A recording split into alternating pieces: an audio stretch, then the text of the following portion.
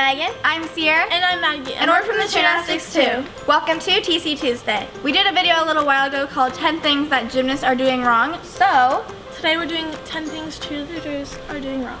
So you guys really liked our last video, so of course we like to do a cheerleader version when you guys like the other version. So keep in mind, just like for the last video, while we are saying these are like wrong, you don't have to switch what you're doing. It's more like we're going to offer you more convenient alternatives. You can pick and choose what you like or don't like.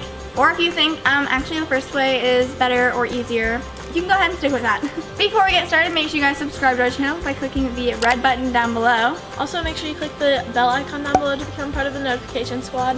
And also, quick social media shout out that always plays in the beginning, but make sure you guys follow our Instagram, our Twitter, and all of our personal accounts. They're always linked in the description down below. Got really good themes, so you guys should check them out. So let's go ahead and get started with the video. So the first mistake is if you're a flyer and all you're doing is squeezing. Yes, squeezing is very important. It's going to help your bases a lot, but if you don't have any center of gravity, you're not going to really know how to actually balance. So something that's helped me and Sierra is being told to almost fold your body in half. I know that sounds weird, but you're going to want to almost fold in half, and so that's going to be your center of gravity. Here's kind of what we mean as far as pulling in front and then returning back to normal.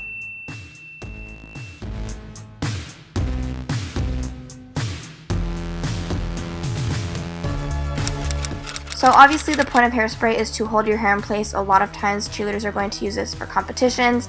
However, if you use dry shampoo, it's also going to hold your hair in place. And the good thing about dry shampoo is that it doesn't make your hair hard, which I hate. So I think this is really helpful to know if you want to try it out and see if it works for you.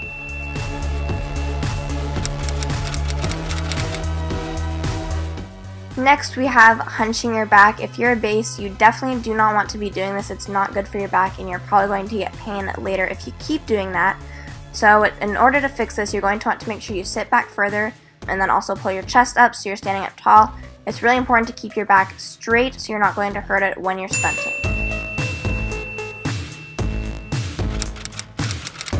So this one's actually useful to just anyone that might be injured. I think that these hard ice packs are more common than they should be. They're not very effective because they don't ice the whole injured area. So it's great if you use the more malleable ice packs because they're more effective and they can cover more. They're easier to use. However, even if you don't have one of these, you can actually DIY your own. I'll link the thing that I found on Pinterest below, but it's using really simple household ingredients and you can make an ice pack at home. So this one is definitely not a huge deal, but that means it's also super easy to fix. So if you have your hands in fists, you do not want to have your thumbs straight out. It just doesn't look as good. It's not as clean. So that's why you're going to want to tuck them in and make sure they're bent so that you have the normal big cinnamon rolls. It just looks better and it looks cleaner.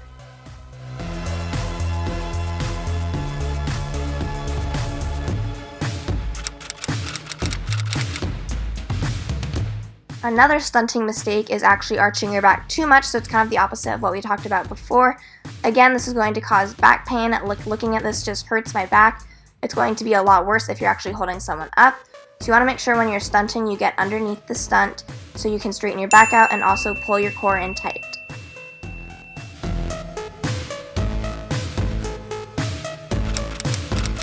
I actually think this one is really common. I see it a lot between cheerleaders and gymnasts, and that is jumping before your actual jump.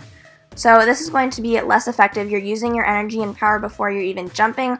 So you want to make sure that you're actually just standing still. You can go up on your tippy toes if you want, but make sure you're actually just saving your power until you actually jump. Taking out the extra jump also just makes timing easier and it's going to look more uniform as a team.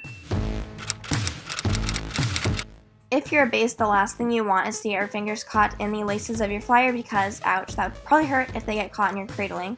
So a simple way to fix this is by tucking in the flyer's laces so that way there are no laces sticking out for anyone's fingers to get caught in. It's really easy. All you have to do is tuck your laces in and then all of a sudden there's no more problem.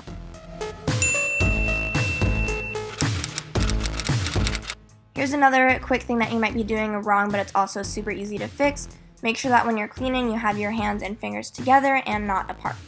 It looks cleaner in general, so that is why it's preferred.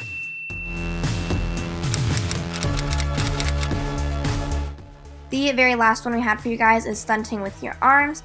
So what we're showing here is a really over-exaggerated version of just stunting with your arms and not using your legs. It's going to be much harder because you're using your arm strength, which is going to be weaker than your legs. So make sure you're starting with your knees bent and actually using them to help you get the flyer up into the air.